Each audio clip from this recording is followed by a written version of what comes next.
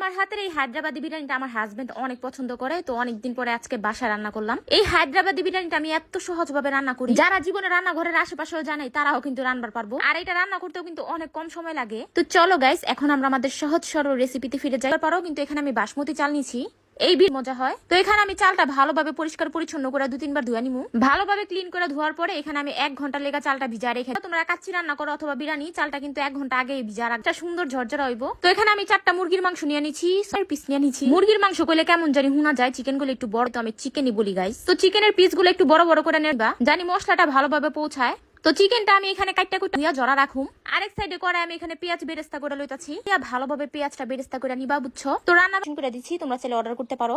So guys, এখানে কিন্তু আমাদের পেঁয়াজ বেরেস্তাটা হয়ে গেছে। কত সুন্দর শুদ্ধ কইতাছি তোমাগুলোকে। তো যাই হোক, আর আমি যে চিকেনটা ঝরা রাখছিলাম, চিকেনে আমি কিছু মশলা অ্যাড করছি। এখানে হইলো টক দই, তারপর হইলো আদা গুঁড়া, মরিচের গুঁড়া, ধইনা গুঁড়া, লেবুর রস দিয়া দিচ্ছি, পরিমাণ মতো লবণ, আর হইলো পেঁয়াজ বেরেস্তা।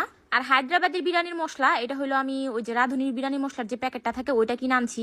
এখানে আমি ফ্রি রাধুনি মশলার প্রমোশন করে দিতাছি, রাধুনি আলা সুন্দর ভাবে পরিষ্কার ভাবে প্রমোশন করে দিতাছি। মাঝে মধ্যে তো আমার কিছু, তো আমি তোমাগুলোকে একবারে যেটা সহজ রেসিপি ওইটা শেয়ার করতেছি। তো রাধুনি গুঁড়া মশলাটা দেওয়ার পর আর কিছু দেওয়ার দরকার নেই, ভালোভাবে মিক্স করে 15 মিনিট 20 মিনিট কিন্তু ম্যারিনেট করে রাখি নাই, মানে এটা এমনিতেই মজা হয়ে গেছে গাইস। তোমরা চাইলে ম্যারিনেট করবার পারো, আমার আবার ধৈর্য কম, ম্যারিনেট করার দরকার নাই, ডিরেক্টলি তেলের মধ্যে দিয়ে দিচ্ছি। বেরেস্তা যে বাচ্ছিলাম ওই তেলে দিয়ে দিচ্ছি, আর দামড়া সাইজের 4টা আলু দিয়ে দিচ্ছি, মানে 4 টুকরা আলু গাইস। এটা সুন্দরভাবে কষায় নিচ্ছি, কোনো প্রকারের পানি ইউজ করবা না। শেষে আমি এখানে দিয়ে প্রাণপ্রিয় জামাই জাল কম খায়, লেগে আমি জালটা কম দেওয়ার চেষ্টা করছি। তো মাঝে রেখে দিচ্ছি। এখানে আমি ওই যে চালটা 1 ঘন্টা যে ভিজা রাখছিলাম ওটা রান্না করে নিমু। তো এখানে আমি দারচিনি, এলাচ, তেজপাতা দিচ্ছি, তারপর হলো তেল, লবণ সবকিছু দিয়া পানিটা ভালোভাবে ফুটায় বাসমতি চাল দিয়ে দিচ্ছি। যাবো না 70 থেকে 80% সেদ্ধ করবা। তারপরে গরম চালটা উঠাই, আর ওই যে আজরা বাজরা যে ছিল, মানে আমাদের দারচিনি দিমু। তখন আমরা আমাদের হায়দ্রাবাদি বিরিয়ানিটা দমে বসাবো। তো দমে বসানোর আগে এখানে আমি দুধ, ঘি, কেওড়ার যে ফুড কালার দিয়া এই যে এটারে সুন্দর সুন্দর করে নিচ্ছি। তোমরা চাইলে নাও দিবার পারো, যেহেতু জামার লেগে রান্তাছি একটু সুন্দর মুন্দর করে রান্ধুম গাইস। তারপর উপরে দিয়ে দিলাম হইলো বেরেস্তা, দিয়া দিচ্ছি ধইনা পাতা দিবার পারো, ওইটা আমার কাছে ভালো লাগে না, ফ্লেভারটাই লেগে আমি দিই নাই। দিয়া দিচ্ছি কিশমিশ, আর 15-20 মিনিটের লেগে দমে রাখছিলাম।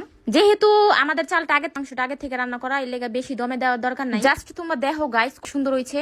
কালারটা দেখে মনে হইতাছে না পুরাই অস্থির, সুন্দর গ্রানাইটা ছিল দেখতে। কাচ্চির মতো হইলেও কিন্তু এটা টেস্ট পুরাই আলাদা, একেবারে ইউনিক একটা টেস্ট। তোমরা রান্না করে না খাইলে বুঝবাই। হয় না তোমাকে এত সহজ রেসিপি তোমাকে উম্মা পোছাড়া আর কেউ জানার লেগে সুন্দর করে সার্ভ করে নিতেছিলাম। আর উনার সাথে সাথে আমিও কিন্তু খাইবার লেগে বুয়া পড়ছি। এরকম সুস্বাদু খাবার দেখ কাছে নিয়ে নিচ্ছি শসা, পেঁয়াজ, ও সরি পেঁয়াজ নিয়ে ভুলে গেছি গাইস, কি উল্টা পাল্টা কই। তো সাথে নিয়ে নিচ্ছি শসা, কাঁচা মরিচ, আর হলো লেবু। এই যে দেখো আমার ভালোবাসা আলু কতটা সফট, একেবারে পুরো মমের মতো গইলা গেছে স্বাদ। এত সহজ একটা রেসিপি, বাসায় মেহমান এলে ঝটপট। ভিডিওটা কার কাছে কেমন লাগলো অবশ্যই কমেন্ট করে জানাইবা। আমার পেজটা কিন্তু ফলো করে দিবা। আমার টিকটক আইডির বায়োতে কিন্তু আমার পেজের লিংকটা দেওয়া আছে, যারা সোনামণিরা এখন আমার পেজটা ফলো করো নাই অবশ্যই ফলো করে দিবা।